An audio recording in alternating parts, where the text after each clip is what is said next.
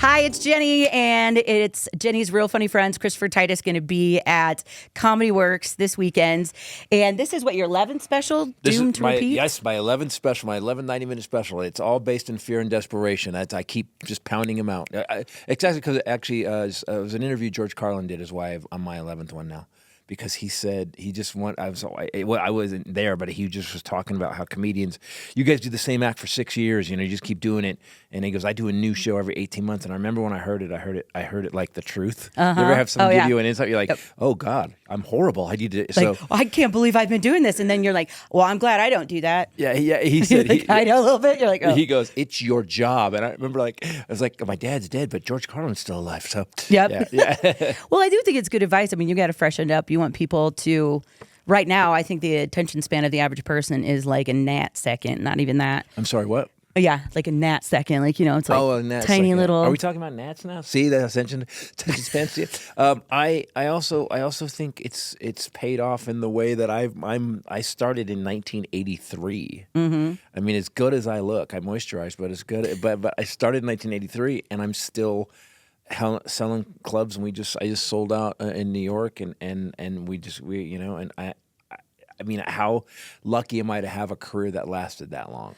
Well, and I think it's because you have smart comedy, and it's relevant because you do talk a little bit about politics and stuff like that, obviously. I tried, yes. But it's more of what all of us are thinking. Some of us can't say it, and we can't say it on this show. We definitely don't do it anywhere. We're not doing that.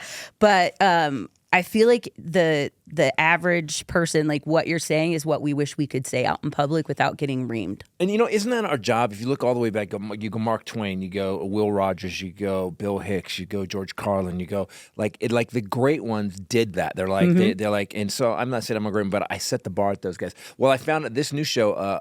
It's called Doomed to Repeat, which was written before the election, and it weirdly enough got relevant after it. It was already moving. But I found out, first of all, I had to do a DNA test. I'm sorry, I didn't have to do a DNA test.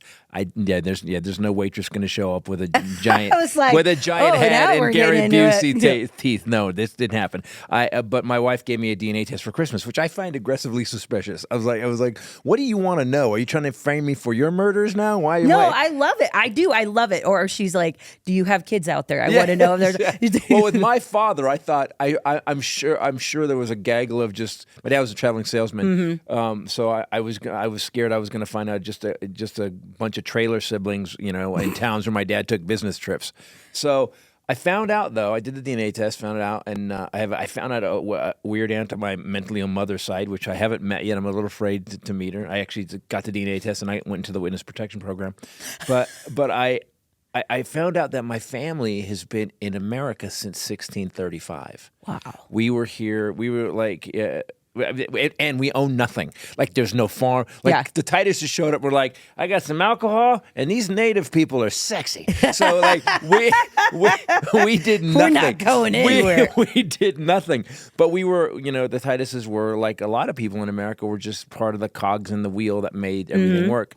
And I found out some really cool stuff. So the whole show, this whole Doomed to Repeat show, is taking the Tituses through the kind of the history of America, and commenting on the history and what's happening in America. Where we've got to, and I'm not going to do a KOSI show, but it's really fun. But it was just funny to find out. And I also found out I'm white. Like, I'm white. Like when you go to Home Depot at the paint chip line, I'm on the albino side of Swiss coffee. Like, it's like I am white. So that's why I love those tests, though. Like, that is a good gift. I gave it to my dad. There had to be something, because my dad's always like, we're Italian, whatever else, and we look Italian, but all of our kids are super blonde. So I'm like, there's got to be something in there that not like someone didn't tell you. Right. So I got it. And I was like, how Italian are you really? Like, because I can't wait for it to come back that he's not as, and then I can throw that in his face. So it's ironic though, because he still hasn't got the results back yet. But that's what you're known for. Like, that's what I think is endearing about you. Is it something where you'd rather be polite or tell the brutal truth? The best, it comes down to me of where you set the bar for me. And, I think for 12 years I did. For 12 years I would do, you ever go to the shower and your shower's got two settings, Arctic and lava? And I was that comic. And then I started to hate what I did. I would be on stage, and I remember whatever middle of the road, try to make the audience like me bit I was doing would start. I'd see it coming, and then I hate this, and I'd say it like blah blah blah blah, and I was fine. I was successful at it, but I was 10 times after I changed my acting. Norman Rockwell was bleeding about my mom's mental illness and about my screwed up family. My income went up tenfold. I got my own TV show, and so when you say that what makes me endearing, it doesn't endear me to everybody. There's as weird as the country's gotten in the last 10 years. There's some people that on our podcast or on my comedy, like I did a show called Amerigeddon on 2017.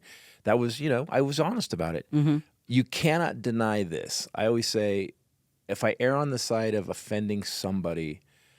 But as long as I'm on the right side of morality and the right side of right, like Carlin would say that. Say what you will about George Carlin. He may have made you angry, but you couldn't argue with him. Yeah. You could. And my son started doing comedy, which is weird. Oh. Yeah, very weird. So does he come to you for advice, or does he just like he does, and then we or does he flex on you like? Sometimes he'll flex on me. He's only a year and a half in. He comes to me for a lot of advice now. How, why, he'll bomb. But I said, you got to take every horrible gig. And he took the gigs I wouldn't take when I started. He took the worst, like, I'm playing the self-serve violin at a Chevron. No, not that bad. Don't take that. Like, there's no audience. You got to have a little bit of standards. Yeah. Carry it. And so he's doing well. He's a weird kid. I write stories and stuff in longer bits, and he writes one-liners. And there's some of them are so weird, and they're funny, and I don't know why they're funny. He loves Mitch Hedberg. So I think so his mind just goes in different directions. You're like, why would you even associate that? But it's funny. Yeah. And just I'm not responsible for him going to comedy. Whatever happens to his life, I'm not responsible. I told him this is. So you won't do like a father-son comedy tour? I've taken him on tour twice, 2 little tours, and first time I took him to tour was Vegas, and we went to Vegas. It was this little club in Vegas called Wise Guys, which I work. It's a chain, and I vetted him. Yep. I'm not. Look, here's what I'm not going to do. Comedy. People have this thing about comedy. They think comedy is so easy. They think it's like I'm funny. Okay, go ahead. Write some stuff. Get in front of a room full. Do you realize how crazy you have to be a stand-up comedian? You have to be like, I know I'm going to be the most charismatic, best friend, most lovable, likable, funniest person in a room full of strangers. That's serial killer level confidence. Yes, that's psychopath. So he goes and he does it, and I vetted him, and he got on stage, and he'd been doing these horrible gigs in L.A., and it's a packed room, and he's killing. Because I'd seen his jokes work. Yeah. I know his jokes were funny, and it was so weird to watch him as a father. Some guys get this in their kids on the football team. I'm a comic, and I've done it a long time, and he got 2 applause breaks, and I see him just. It was like he was you want to be in the back. You're in the back going, he's my son. And then I go, oh, but he's in. I was like, oh, he's in now. He got he got the shot. Well, we can't wait to see 11 special, doomed to repeat at Comedy Works. Go to comedyworks.com. Christopher Titus, we always love having you in. And we didn't actually have to take 30 minutes today to put up all the cameras. You notice that? We've learned that lesson from you. Scorsese over there, right? We still remember that comment. What did I do? Did I say? You were just like, are you Scorsese? Because he couldn't get the lighting right. Did I swear out? Oh, I'm sorry. Is famous here, and we love it because now I use it on him all the time. So thank you. I steal your joke. Me being a jerk, really, I like that it lived. See? But he still loves you. He's still here, right? He didn't quit, and he doesn't need therapy yet. So we're good. I feel like we're both winning at life right now. Close. All right, close. KOSI 101.1. It's Jenny's Real Funny Friends.